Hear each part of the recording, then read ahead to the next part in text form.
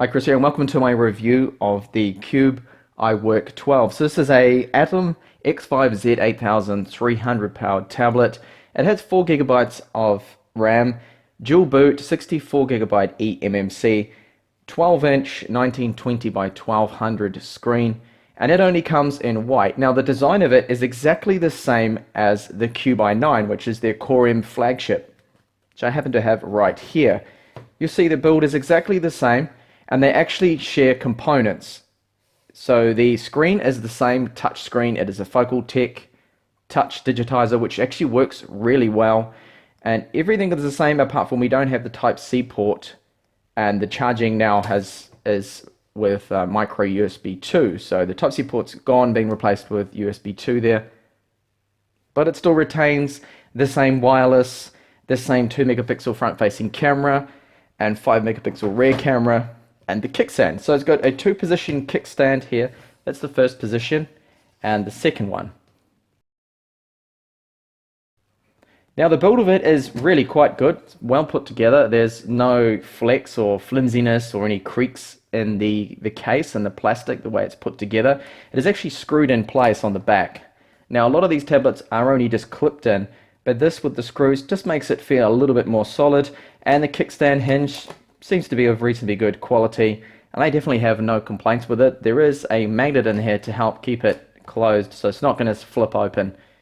So on the left hand side here we have a USB 3 port, micro SD card slot. Now I can confirm this does accept 128 gigabyte cards, and this does power external hard drives. We have a micro HDMI and that micro USB 2 for charging and data when connecting up to Android, and finally a 3.5mm headphone jack there.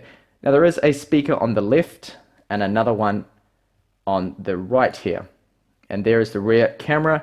Now this plastic strip along the top, that contains the Bluetooth and wireless antennas, and having the plastic there just helps with the reception quality and signal strength. I think the signal strength is definitely very good for these tablets here, powered by Realtek Wireless N, and I have no complaints with that. So very solid build there. Now the screen I will look at in a little bit more detail here. So the brightness goes right up to 245 lumens, which isn't the brightest. Personally, I like to have at least 300, but I find for indoor use at least, it is perfectly fine. So just turn the lights off here and have a closer look at it. You can see it's quite vibrant, the colors, and it definitely isn't bad at all, especially when it comes to touch response. So touch response and accuracy, very good. I find it to be very fluid, the touch digitizer used in this model, just like the Cube i9. And if you see that when you look at a more darker image here, there's not much in terms of light leakage, or light bleed, I should say, around the edges. If you press down hard on the edges there, you can see there is a tiny bit, but it's probably one of the better tablets there. And the gap in the panel isn't really that large. The gap was probably only about 1.5 millimeters between the digitizer glass and the IPS panel below, and the viewing angles also quite good, being an IPS panel. So all in all, I do actually like the screen. It's not as good as the screen in the Chewy Hi12, which is of course the old Surface Pro 3 screen. That is a very good screen, and one that's going to be hard to beat. So the ROM here that Cube have used is very stock-like. It is good to see. There's no bloated launcher on there, and there are no actual bloatware applications too. If there is anything, you can actually just go along and uninstall that. So the performance of the tablet in Android here, this is just the Android review, it's very good. It's very quick, very snappy, and you can see it is running Android 5.1, and there is an update system. So Cube do have their own wireless update system, so you can go along and check for any updates, download those. They will fix any bugs, and they tend to be quite good pushing out updates. You can see my one's up to date at the moment. Now when it comes to the RAM use, just go through now to show you the applications. Normally on first boot you have, I think it's around about 3.3 gigabytes free. Yes, there we go, so 3.3 And that is plenty of RAM there to play around with multitasking. So you can do a lot with it. So I did run my usual benchmarks, which I will show you. So I started out with Geekbench 3 here, and that is the score there, which is okay. Sometimes we see up to 2,200. Here is the Antutu score. Anything close to around 60,000 is the norm for this chipset. There's some finer details there, so if you want to compare that to your mobile phone or your existing tablet. And iStorm Extreme, that was maxed out. iStorm Unlimited, quite a good score there. And the Slingshot score, not too bad. PC Mark battery life test here, which was to set the display to 200 lumens of brightness, and it ran for and calculated a 5-hour time. So roughly you can get around about 5 hours. Now if you lower the screen brightness, you could probably get a little bit more, I'd say 5.5. Ideally I would like to see more battery life. Normally we get these tablets around 5.5, 6, 6.5. So maybe not the greatest score there when it comes to battery life. Some finer details there if you want to see the PC Mark work performance scores.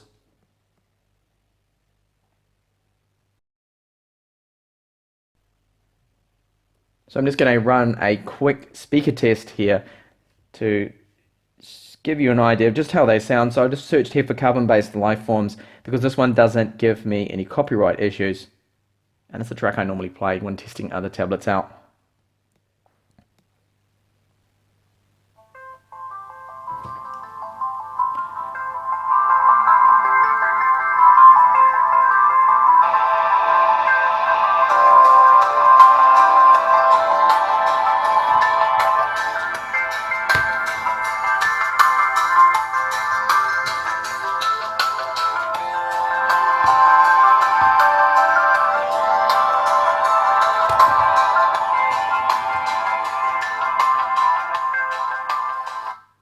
Okay, the performance of the speakers is alright, but it's definitely nothing like the Xiaomi Mi Pad 2 or my Surface Pro 4. There's hardly any bass there, but they are probably better than most of the Chinese tablets I have tested out, and they're exact same speakers used in the Cube i9, so they do share that same hardware component there.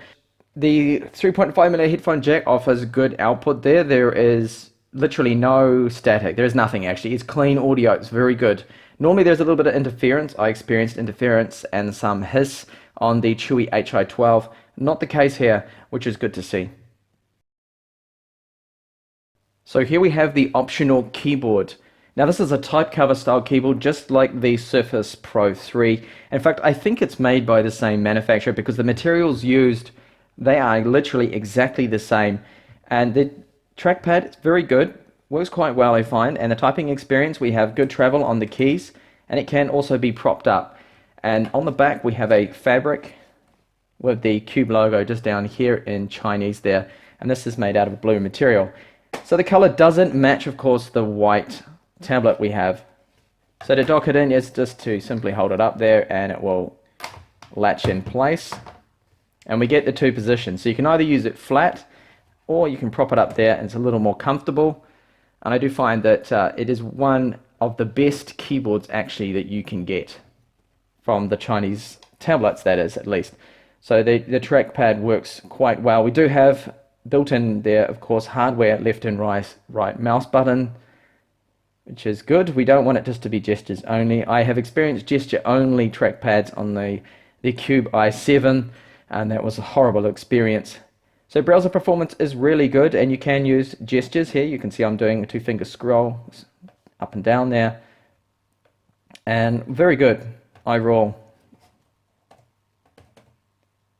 I definitely recommend getting the keyboard if you are looking at this model.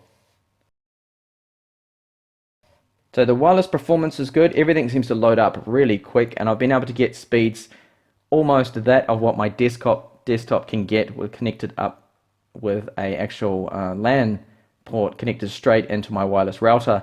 So it gets almost similar speeds. So very good performance there. Even though it is only wireless in, it's not dual band, unfortunately. And anything with any embedded videos, they also work very well. You just saw that with the sound test too. So performance, browser performance is excellent, very smooth. And I go as far as to say probably one of the smoothest actually. I haven't found any problems with this caching. Right, so just a follow-up video here with the jumper, EasyBook 2. Now, it's actually performing better than I thought it would. It definitely feels a little bit snappier, a little more... So no problems there. What are the cameras like? Well, it's got a 5 megapixel autofocus rear camera that takes an average photo. Honestly, it's not really that good. You can see here when you zoom in, very few details are captured there, and it's quite slow. There's a bit of shutter lag to it. This one didn't actually come out too bad. So macro shots closer up, you can take photos of text and things like that that might be useful. And it does capture a few details, but only the macro shots really. Indoors, this one came out okay, again another macro. And the front-facing camera doesn't take a bad photo there. It's actually got quite a good 2 megapixel front-facing cam. It's got a good field of view, very good for video chat for something like Skype, and the microphone is right here on the side. Also does work well because I did a couple of Skype calls with it and actually quite impressed with the quality. So not bad at all, because a lot of these cameras on these tablets, the front-facing ones, can have quite a cropped field of view and they can be very pixelated, but this one seems to be one of the best, definitely. Gaming, so how does the iwork12 game? Well, I'm just going to test out just 2 titles here, just to give us a idea of how it's going to perform. So demanding title here, I have 2 demanding titles, which is Dead Trigger 2 and Injustice. So it's going to give me a warning that my device is below the requirements, being an Atom Z8300. So it seems to be running just fine. Very fluid frame rates. I'm missing all the swipes.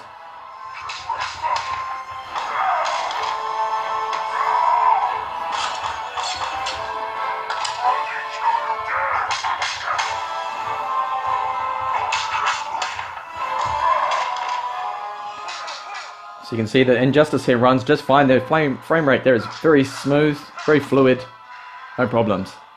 And this is an SNK title, which is a King of Fighters 2012. Very easy game, it's just emulated really.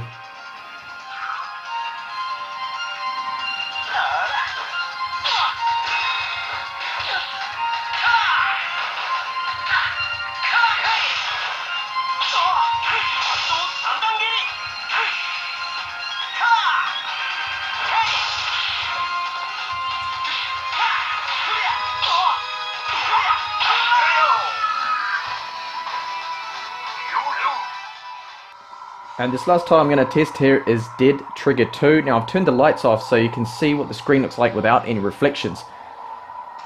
And see, this is running super smooth, very fluid. I say the frame rate is definitely right up there, probably even maybe 60 frames per second. Seems good.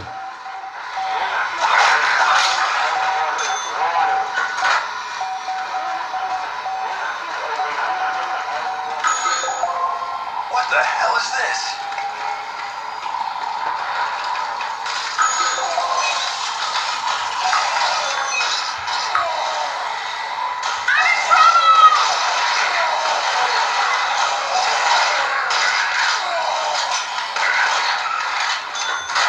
Glad to see you here. Watch out!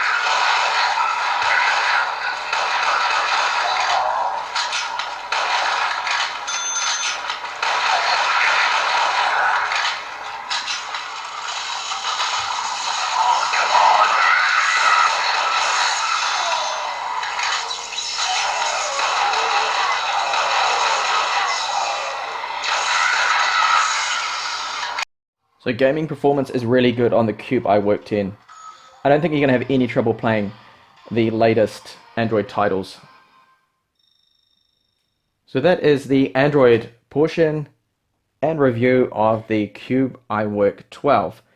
So I don't really have much to complain about this tablet. It's very smooth. The performance is really good. It's great. One of the best, probably, I would say. I haven't had any problems whatsoever. Touchscreen is super smooth. It'll play all the latest games at very smooth frame rates. It seems to be well optimized, the ROM. I do like the fact that it's quite light. There's no bloat. I love the design of the tablet. Having the kickstand is super practical. And the keyboard I've already covered with my Cube i9 is a very nice keyboard. So the only downsides really probably is the screen brightness could be a little brighter there, and that's me being a bit picky, but it's very good. Doesn't have light bleed or anything like that, hardly any light bleed whatsoever. And the other thing may be the price. The price is a little more expensive than other tablets, but I do think you're getting quite a good screen. I really like how responsive it is to touch. It is just so smooth, so fluid there. You can see really, really good and no problems whatsoever. Thank you for watching this review. I will be back with a Windows portion review of this particular model, so do stay tuned to the playlist if you are interested in seeing that. Bye for now.